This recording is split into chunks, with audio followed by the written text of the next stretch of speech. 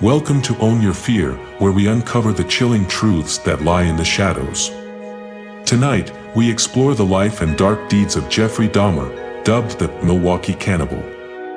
This is not a story of glorification, but a stark reflection on the depths of human darkness and its societal consequences. Viewer discretion is advised. Born in 1960, Jeffrey Dahmer's childhood appeared normal on the surface. Yet, early signs of trouble, like his fascination with dead animals, hinted at the darkness that would follow. Was it nurture, nature, or something far more sinister? In a modest Milwaukee apartment, an unthinkable nightmare unfolded. Between 1978 and 1991, Dahmer committed heinous crimes within these walls, shocking a nation when the truth was revealed. The shocking discovery came in 1991 when officers uncovered evidence of his crimes. The horror left investigators speechless, yet the question remained, how did he evade suspicion for so long? Experts have since debated what drove Dahmer to commit such atrocities. Was it mental illness, a broken childhood, or something even science cannot explain? His case remains a topic of chilling psychological analysis. When Dahmer was finally arrested, the world watched in disbelief. His calm demeanor during interrogation only deepened the horror, as he detailed his actions with unnerving candor. In court, Dahmer's confession shocked even the most seasoned legal professionals.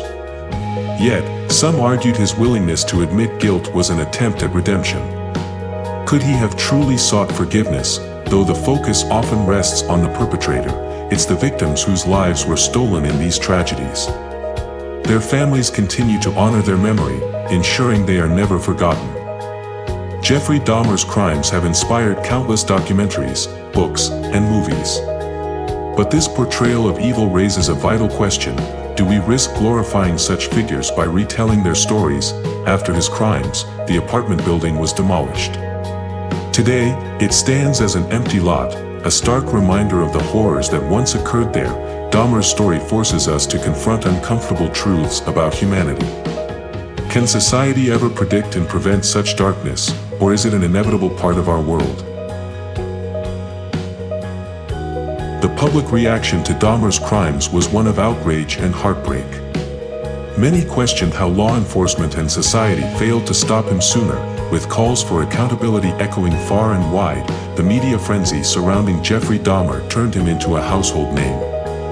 Some criticized the coverage, claiming it sensationalized the horror, while others argued it sparked crucial conversations about safety and awareness. Many of Dahmer's victims were young men from marginalized communities. Critics pointed out systemic failures, suggesting that prejudice and neglect played a role in allowing these crimes to continue unchecked. From prison, Dahmer reportedly expressed regret and a desire for forgiveness. But many wondered, was this genuine remorse or an attempt to manipulate public opinion? In rare interviews, Dahmer spoke openly about his actions, shocking audiences with his calm demeanor. These interviews have since been studied as chilling insights into the mind of a criminal.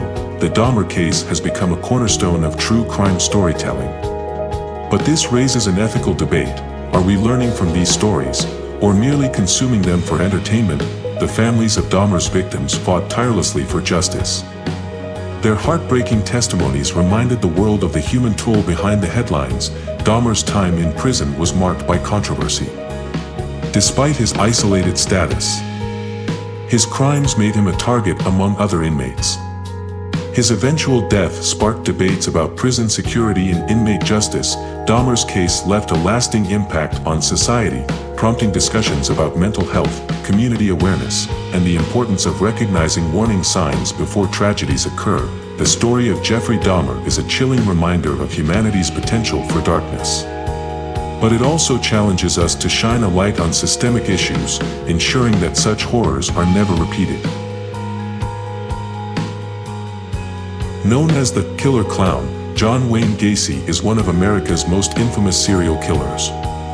His chilling double life as a respected community member and a sadistic murderer has left an indelible mark on true crime history. By day, Gacy was a successful contractor and community volunteer.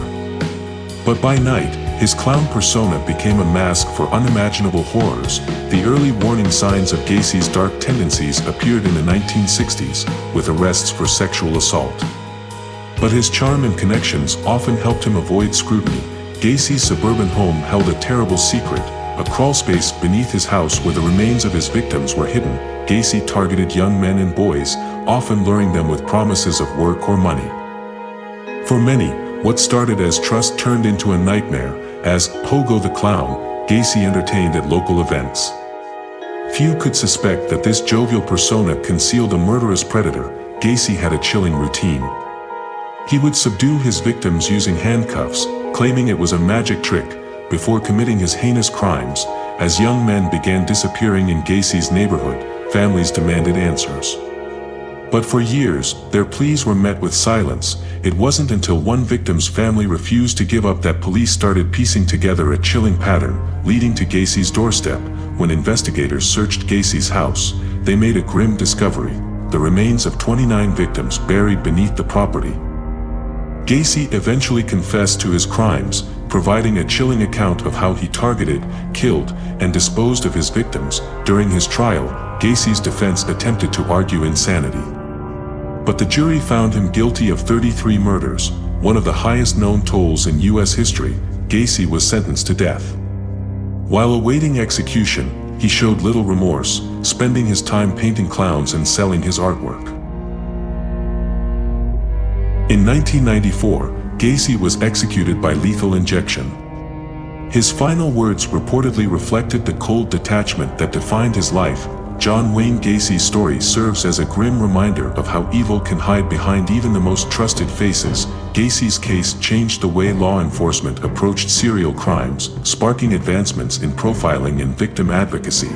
Amidst the darkness of Gacy's story, the victims' families ensured their loved ones would not be forgotten, creating memorials to honor their memories. Gacy's Pogo the Clown persona has become a chilling symbol of his crimes, inspiring countless fictional stories and urban legends. The Gacy case reminds us that evil often hides in plain sight, urging us to remain vigilant in protecting our communities. As we reflect on the horrifying legacy of John Wayne Gacy, let us also honor the lives he took and strive to prevent such tragedies from happening again. Welcome to Own Your Fear. Tonight, we delve into the haunting tale of Richard Ramirez, infamously known as the Night Stalker. His reign of terror during the 1980s sent shockwaves through California, leaving a legacy of fear. In the summer of 1984, Los Angeles became a city on edge. As the temperature rose, so did the body count, and whispers of a sadistic killer swept through the neighborhoods. Ramirez began his killing spree with brutal home invasions. His ability to bypass locks and alarms earned him the chilling moniker of the Night Stalker. Ramirez left behind more than just victims. He marked his crimes with satanic symbols, further amplifying the terror gripping the city. Witnesses described a lanky man with dark eyes and a sinister grin. As the attacks escalated, the police struggled to catch him. Paranoia took over Los Angeles. Families fortified their homes, yet no lock seemed strong enough to keep the Night Stalker out. Richard Ramirez's actions were fueled by a twisted blend of violent fantasies, satanic beliefs, and a troubled past. The LAPD worked tirelessly, linking evidence from multiple crime scenes. A key clue: a pair of distinct obvious sneakers worn by the killer. Survivors' harrowing testimonies painted a chilling portrait of a man who relished instilling fear before delivering fatal blows. As the murders dominated headlines, the Night Stalker became a household name. And the city lived in fear of his next move. A careless mistake led police to key evidence, a distinct shoe print that connected multiple scenes, narrowing the search. With fingerprints left at a crime scene, the police identified Richard Ramirez. His mugshot was broadcast, making him a wanted man. In a dramatic twist, Ramirez attempted one final crime but was cornered and captured by outraged citizens who recognized him. During his trial, Ramirez showed no remorse, taunting victims' families and claiming allegiance to Satan. His demeanor shocked the nation. Ramirez was sentenced to death for 13 murders, but his lack of remorse left many questioning whether justice was truly served. Decades later, Ramirez's story continues to haunt and fascinate, serving as a grim reminder of humanity's darkest capabilities. Experts believe Ramirez's violent upbringing and exposure to trauma played a significant role in shaping his murderous psyche. From documentaries to fictional portrayals, Ramirez's story has become a staple of true crime media, sparking debate about sensationalizing evil. Amid the fascination with Ramirez's crimes, it's vital to honor the victims and ensure their stories are not overshadowed. The Night Stalker case reminds us that predators can thrive in the shadows.